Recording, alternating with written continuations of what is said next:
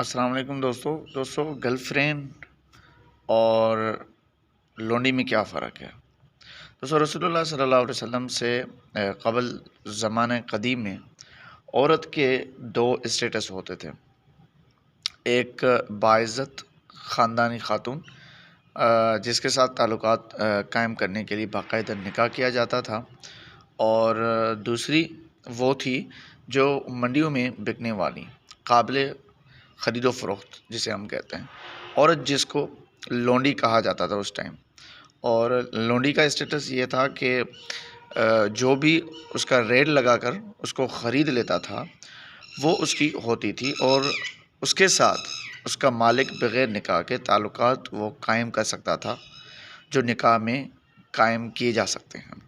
اسی طرح اسے تقریباً قانونی حیثیت حاصل تھی.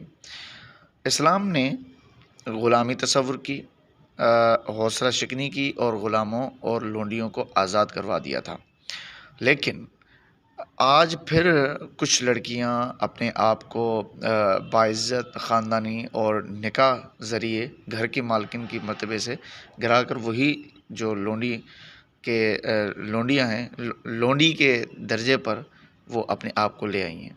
اور اس جدید دور کی لونڈی کا نام ہے جسے ہم کہیں کہ گرل فرینڈ، جس کے بارے میں ابن آدم کا اب دعویٰ ہے کہ وہ اس کو گھٹیا سے ایک چھوٹی موٹی گفٹ اور چند بار کی شاپنگ کے عوض وہ جو ہے وہ خرید لیتا ہے.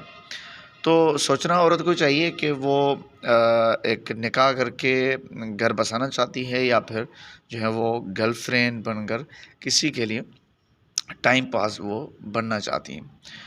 افسوس کہ آج کل بہت سی خواتین، چاہے وہ شادی شدہ ہوں یا غیر شادی شدہ ہوں، اس گندے مرض میں وہ جو ہیں وہ مبتلا ہیں، اور بڑی خوشی اور وہ جو ہیں فخر سے کسی کی گرل فرینڈ بننا وہ پسند کرتی ہیں.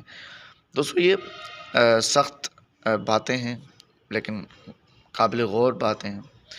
اللہ سے دعا ہے کہ ہمیں سب کو سمجھنے کی توفیق عطا فرمائے، اور اس بات پر جو ہے نا ہمیں غور اور فکر کرنے کی توفیق عطا فرمائے. السلام علیکم.